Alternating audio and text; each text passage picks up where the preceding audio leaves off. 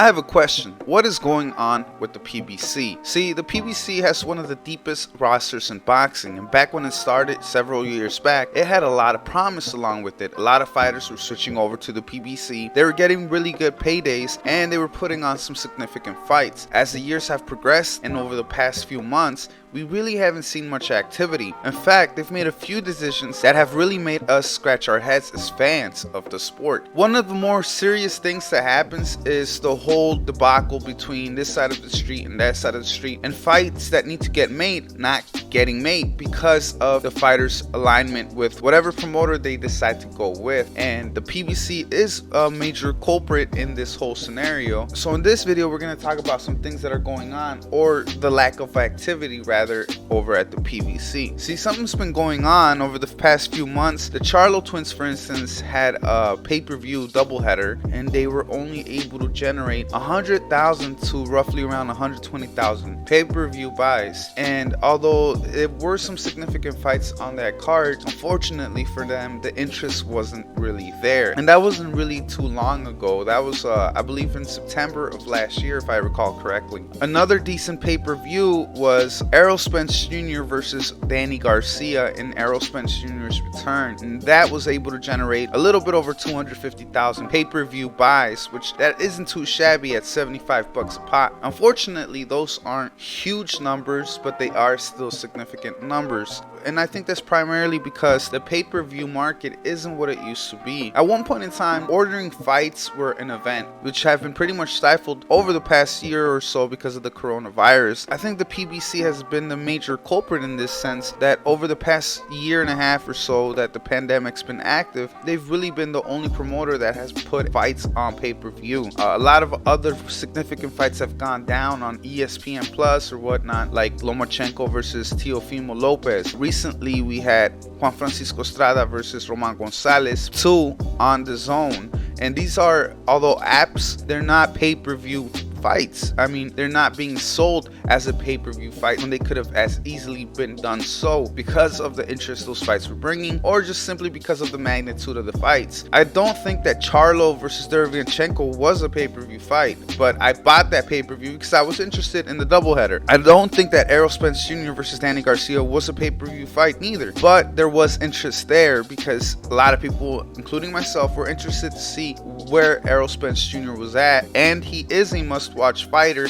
Another fight that did significantly well in October of last year was the Gervonta Davis fight against Leo Santa Cruz, and that roughly brought in 200 to 225,000 sales. And again, those are not bad numbers, especially in the situations that we're in. But I think for a company to be selling us product $75 for fights or cards of this type of caliber, I don't think it's fair. I really don't. I mean, those fights, the headliners are decent, some more so than others. However, I don't think they warrant that pay-per-view tag of $75 or however much it was. And I think that's detrimental to the fandom. I think that instead of promoting more people to watch, the sport is kind of excluding some. I mean, it was a pandemic. It's been a pandemic, and it's been very difficult for a lot of people to either make money or hold on to what they have and survive in these type of situations. And then here comes a company, instead of, cutting down the pay-per-view tags or whatnot, they were just pumping out these pay-per-views.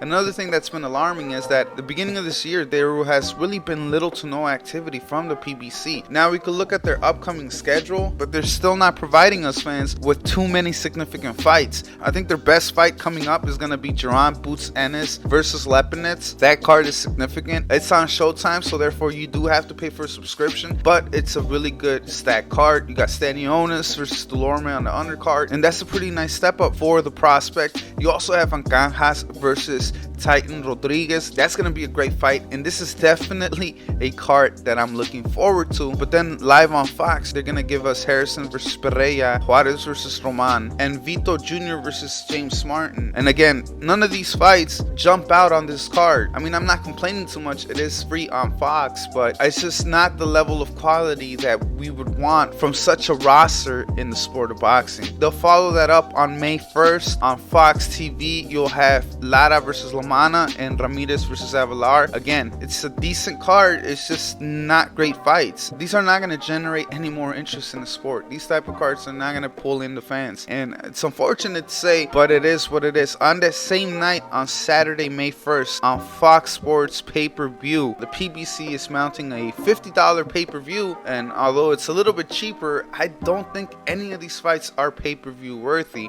And the following fights are: on the undercard, you'll have Ramos versus Molina, so it's a prospect on his way up against a wily veteran. Then you have Fundora versus Cota, similar situation. Fundora is a fun fighter to watch. He's extremely tall, extremely lanky. You also have Figueroa versus Ramos, and that's yet another fight where it's almost like a crossroads fight, and that's the co-main event. And on the main event for the night, they'll be giving us Andy Ruiz versus Chris Arreola, and this is a Chris Arreola in the twilight of his career. He's 40 years old. This is an Andy Ruiz that's bouncing back, trying to get back from a Joshua loss and whatnot, and he's been off the ring for a significant time. But none of these fights are making me want to jump up and throw money at my screen. Although they're decent fights, they're decent step-ups, etc., even decent comeback fights, I don't think they warrant the $50 price tag. I mean, I'm glad it's not $75, but dropping it down $25 is still not enough. I think this card would have been just fine on free live TV. I mean, does anybody want to argue that point? And that's the whole thing. And the only reason I'm making this video is because it's really concerning what direction are they going with the PBC. At one point, we were all excited as fans that most of the fights were going to be free for us and we were going to generate more interest in the sport. But unfortunately, it seems like their model has really been changing and adapting perhaps to the different times that we're undergoing right now, but I don't think is going in the proper direction, or at least in the direction they predicted, because they're just constantly pumping out pay-per-view fights and some unreasonable cards for a significant amount of money. And I mean, it's just not going to work out. I don't see it working out. And if it does work out, then I'm glad. I mean, more boxing for us, but at the same time, I really want something reasonable, and I don't think this is making too much sense. And I'm just voicing out my concerns. Having one of the deepest rosters in the sport, some of the best fighters in the sport, there should definitely be a different approach. So anyway, guys, I just wanted to bring a few things to the light. I wanted to share some of my thoughts and my concerns. So what do you guys think the reasons are that they're mounting all these pay-per-view fights? Are you guys okay with all these pay-per-view fights being pumped out from the PBC and not so much anybody else in the sport of boxing? Are you excited, or were you excited about any of these pay-per-view cards? And what do you think's going on over at the PBC? Why haven't they really provided us with the boxing schedule this year so far? I mean, like I said, they have one of the deepest rosters. So anyway, guys, let me know your concerns, what you guys thought about the video, and make sure to click that like and subscribe button. Leave a comment in the comment section below. Like always, this is Shay at LAKEY Boxing, signing out.